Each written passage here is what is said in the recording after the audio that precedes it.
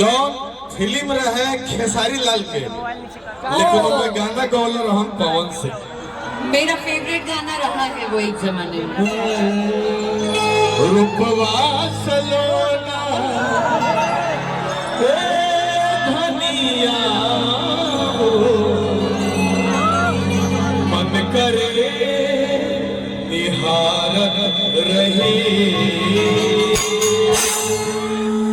रूपवा सलोना दूर जो खड़ा है ना उसके लिए, पवन सिंह के लिए।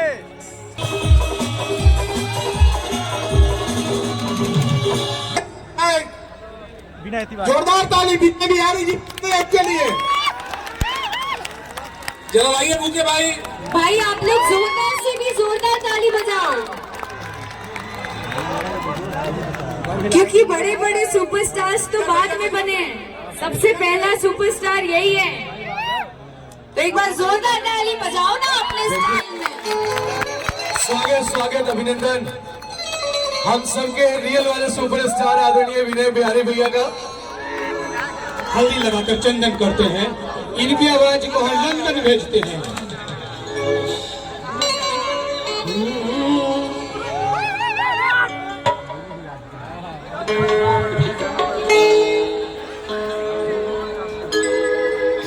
पहले माननीय विधायक महोदय का, माननीय विधायक महोदय स्वागत करेंगे।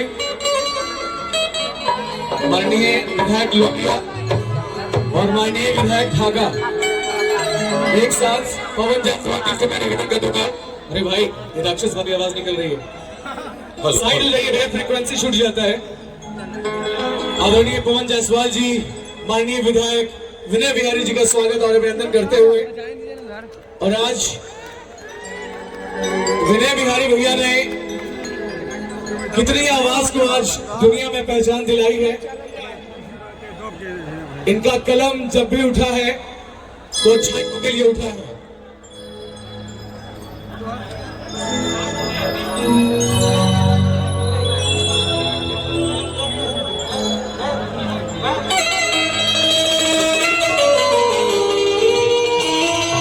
बबली के आराम लागत था, बागेरवा में के घाम लागत था।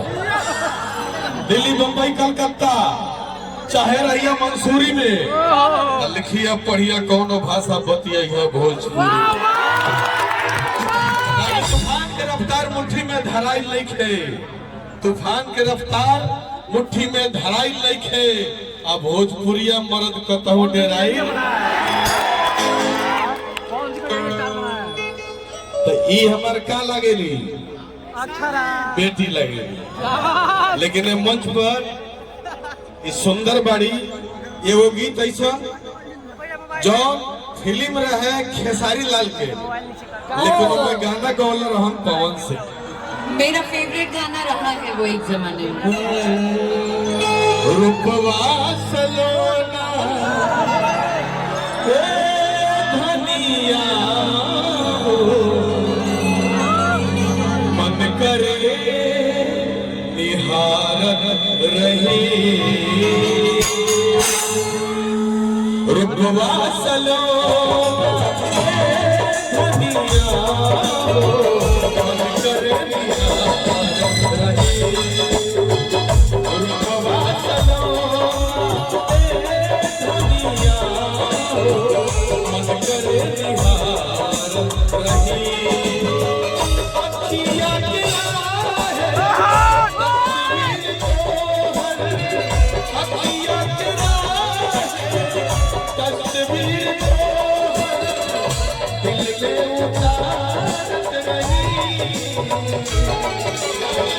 रूपवा सलोना ए धनिया मन करे निहारत रहे। हाय मन करे निहारत रहे।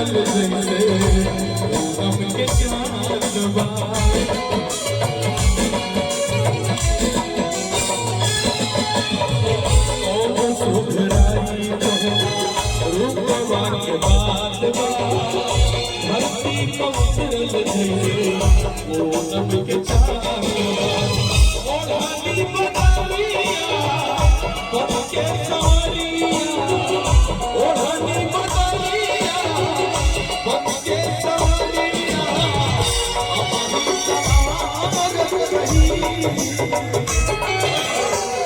रूपवा चलो मन करे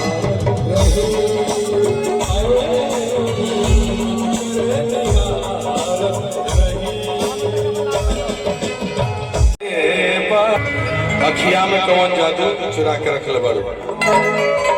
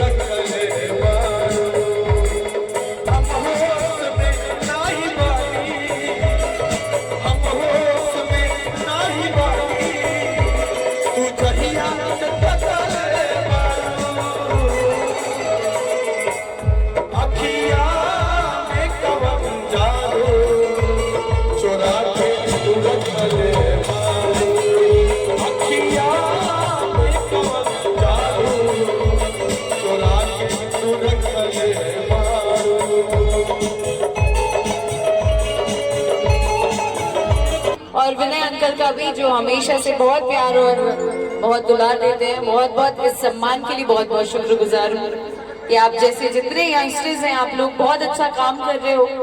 मे गॉड ब्लेस यू, आगे बढ़ते रहिए आप लोग। और आपके ढाका आकर, आपने कहा आपका ढाका है, तो आपके ढाका आकर मुझे बहुत अच्छा लग रहा है। मेरा भी है ना, मेरा तो डबल है, इधर भी है इधर भी है इधर भी है ना ना हो आदम तानी की कोनो पैसा दिले बा ई बोले खाती हम जाना तानी जाना तानी जाना तानी जाना तानी हो जाए प्यार बना